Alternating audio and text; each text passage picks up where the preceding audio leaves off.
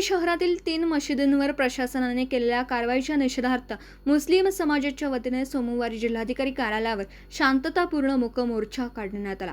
काळ्या फिती लावून काढलेल्या या मोर्चामध्ये मोठ्या संख्येने समाज बांधव सहभागी झाले होते। मोर्चानंतर जिल्हाधिकाऱ्यांना निवेदन देऊन समाजावरील अन्याय व भेदभाव थांबवण्याची मागणी करण्यात आली।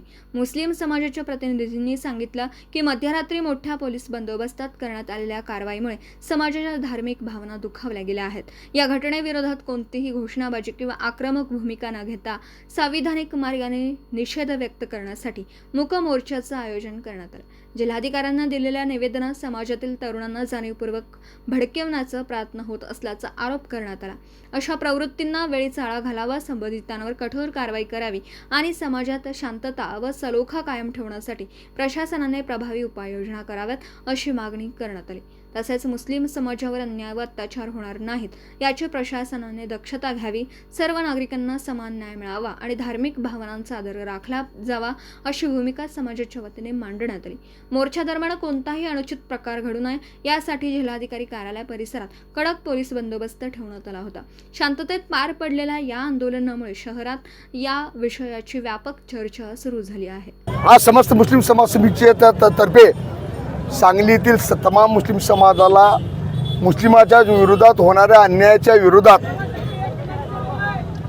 प्रशासनाला निवेदन देऊन जागे करण्यासाठी सांगलीतील बहुसंख्य मुस्लिम समाज एकत्र येऊन आज कलेक्टरला निवेदन देण्यासाठी आलो।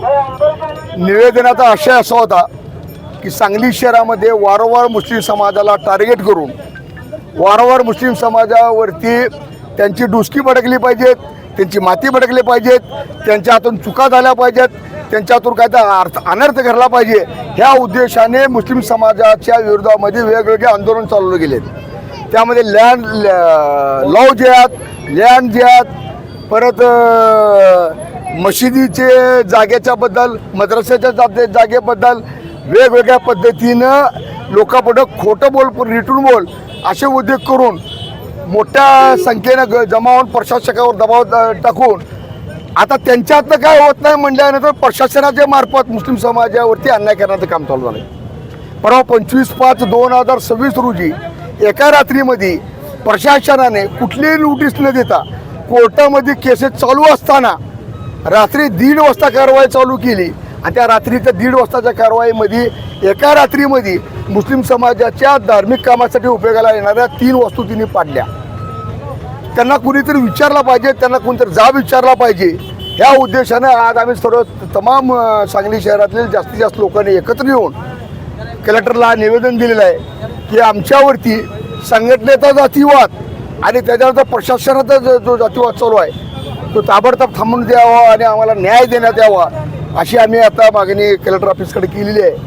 तिने आमचं म्हणणं ऐकून घेतलेलं आहे आणि आता पुढच्या काळामध्ये त्यांच्याकडून काय आम्हाला मदत मिळते किंवा आमच्यासाठी काय नाही मिळतोय ते पाहून घेऊन पुढं आम्ही आज शांततेनं आलोय, शांततेने राहण्याचा प्रयत्न केला आणि शांततेनंच राहणार, परंतु आमच्या बी भावनेचा उद्रेक होऊ देऊ नये अशी आम्हाला तुमच्या मार्फत आम्ही प्रशासनाला विनंती करतो आणि तिने आम्हाला समान न्याय देण्याचा प्रयत्न करावा अशी त्यांना तुमच्या मार्फत विनंती करतो।